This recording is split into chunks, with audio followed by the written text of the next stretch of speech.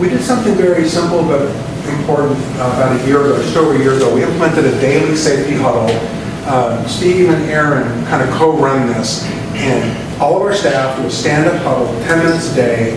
Chuck and I attend, and it's really about reviewing the last 24 hours and upcoming 24 hours. Any risk events, anybody at risk for a fall, who are highest acuity patients, anybody deserving of praise for doing just a wonderful something.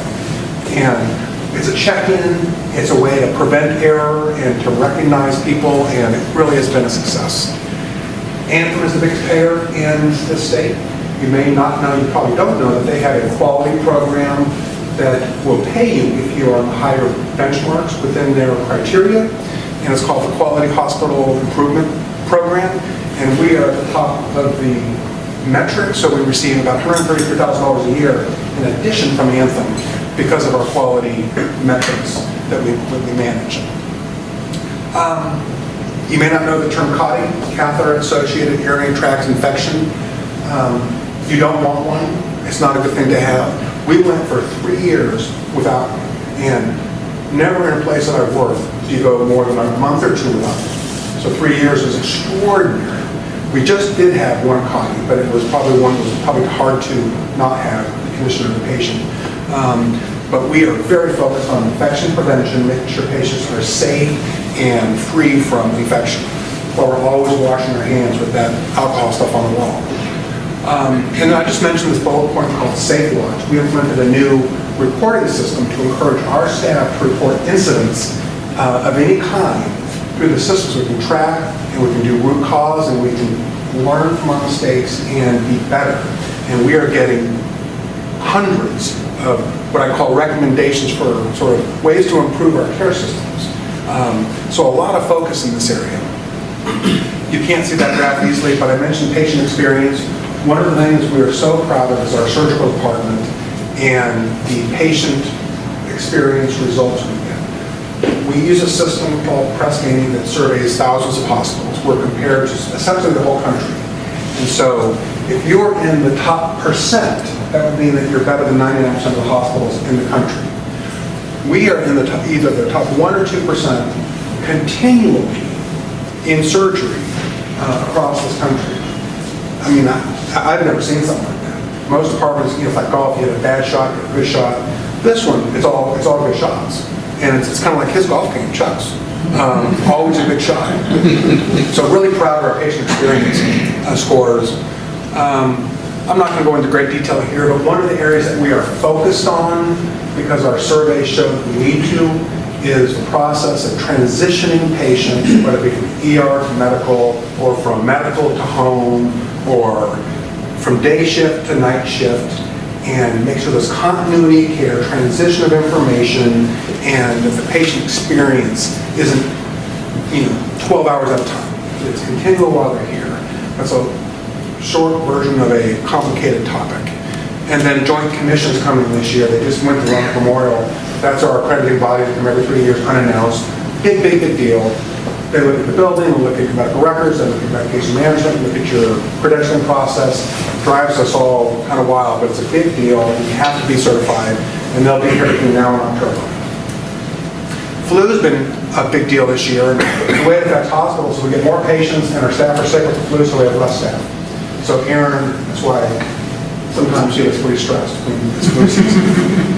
But I want to show you something interesting that you may not know. You can't see this, but this is the number of reported flu cases by the various municipalities in this area. And if you look at the Una Vista and Lexington, they stand out as having significantly higher volume of flu than anywhere else. I don't know why that is. Some of the people in this room had some really bad flu. Maybe it's the colleges. Maybe that's it. Frank's saying yes, so I've got mayor affirmation. But it really impacts our community. It's really, it's been a hard year with the flu. That's our helicopter that Chuck mentioned. You can see a 12-year-old boy flying it. That's my son. He did lift off. But that was a thrill of his life to be in that helicopter. And it takes off and takes care of patients about 400 times a year from here. So it's a wonderful asset to our community and to our health system. Physician recruitment is huge. You all know that, I don't have to tell you. So we are focused on a variety of areas to bring in physicians. Gynecology, I mentioned, we have these gentlemen that just started, Dr. Casey and Levy. You're going to see lots of ads in the Advocate and the Gazette and the Virginia Review. Orthopedics, this is an amazing story. I'm just going to take a second and highlight orthopedics. We have wonderful Dr. Hemphill. He's been here for years. He's a general orthopedic surgeon. He does shoulders, hips, knees, does it all. But we're going to go up to 7 orthopedic surgeons of varying types. The spine surgeon, podiatry, other orthopedic surgeons, sports medicine, to kind of work on with the universities. One person I would mention is Dr. Clarke. He starts in September. He's our keynote presenter for LAPC tomorrow morning.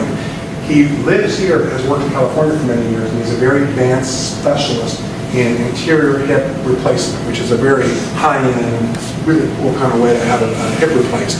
So he'll be here in September. So we have some doctors that are coming from Roanoke on a rotating basis to supplement specialized care. And we have Hemphill and Carge, it's a home base. And we hope to have a new center somewhere where you can access them in an outpatient center, because Hemphill's office won't handle it. So Chuck and I are working very hard, although Chuck's kind of handed this off to me, to find a place to put these people. So, and these are people that you can't get better care elsewhere. It's not like you can go to another facility, even our own system, and get better care. These are really great physicians that we're so blessed to have. Emergency medicine, we're always recruiting. Dr. Devine is going to be starting later this year. She's going to be full-time here, live in the community, and be a blessing for us. Hospitalists, radiologists, primary care is huge, and we are perpetually recruiting primary care, pain management, psychiatry, mostly through telemedicine. I think you all know, because you're involved in sort of local emergency planning, if you don't come, your staff do. But Kathy there is our chair this year, and it's grown from 12 people to this room is full. 130. And it's all your leadership. But we do all things emergency planning. We have speakers, we do planning, it's collaborative, and it's excellent. That's a picture of the last meeting. Secretary Hazel was here, former secretary, speaking on the opioid crisis, and he was great. And Chuck was able to use his relationship with him to get him here. That was a big deal. We had a couple parades. Anybody remember the parades? I was behind the tree getting these pictures. That's the parade on Saturday, and there's the one on Monday. And I mention this because it's a wonderful example of community collaboration. Chief Roman, new chief of police in Lexington, was our leader, and we had this planning that went over 3 to 4 to 5 months, and we as a hospital were linked into that, and also had our own plan. We had a full operations center to make sure that we're prepared for the worst while we hope for the best. And it was really nice to see all the agencies, state and local, come together and make sure that our community was safe and could enjoy these parades the way they were meant to be enjoyed. I'm not going to go over all those line items, but you have heard me reference community health needs assessment. We do this every 3 years. It's a perpetual process. We keep doing it throughout that 3-year period, but it's our way of identifying through community input. And Frank, you came to one of our meetings recently. To really gather information, ascertain priorities, and then we as a non-for-profit system take those priorities and make investments consistent with those priorities, like velocity care, things like that. So that process is in full swing. And I think everybody here knows Holly Otsby. She's the person who coordinates that for us. And she has Rockbridge 2020, which is a very collaborative group, and they meet in this room on a regular basis. Let me just go into the future a little bit. And then I'll be done soon here. Looking forward, primary care is going to be a potential priority. We know we're in need. We have more doctors who are at the end of their career who will retire soon, and so we need to replenish that. I mentioned the orthopedic center, radiologists. We lost our full-time radiologist. We need a full-time one. We are hopeful that we'll have a temporary person coming soon to fill the gap, but we want that full-time person here to meet the needs. I mentioned our Joint Commission triennial accreditation. That's a very big deal. We are out of medical office space. Hospital always wants to have a place for a doctor to land, should they come. And we have none. So it's important for us to find additional space. We're working on options. Something important for us with all these specialized positions is to become a dominant provider in secondary markets, whether it's up north up to 81 or whether it's out west, Allegheny and Bath. And we are seeing some success. Our clinic in Clifton Forge, I put that there because it is a portal of entry into the whole clinic system, and we are seeing many of those patients access this hospital for their care. So people tend to, to migrate in Allegheny down to Roanoke or Salem and here up to Augusta. So we're trying to change that dynamic and be a regional center of excellence for many of our surgical specialties. Great place to work, I put that up there. It's a passion of Chuck's, and I certainly share it to make sure that our employees have an amazing place to work, that they feel part of the mission. If you're a dietary worker, are you just washing dishes, or are you providing life-saving nutrition, or you're environmental services techs? They're the ones who make sure that we don't get infections in those rooms. So we want them to make sure that their work is purposeful, it's important, and they're appreciated.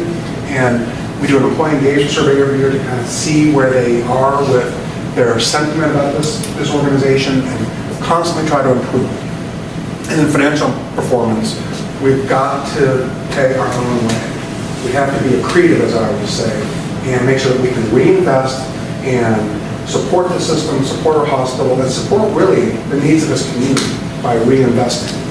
We don't want to be one of those 84 hospitals I showed you earlier. And that's as fast as I can do that. Chuck, long enough, short enough? Good job. But I'll stop there.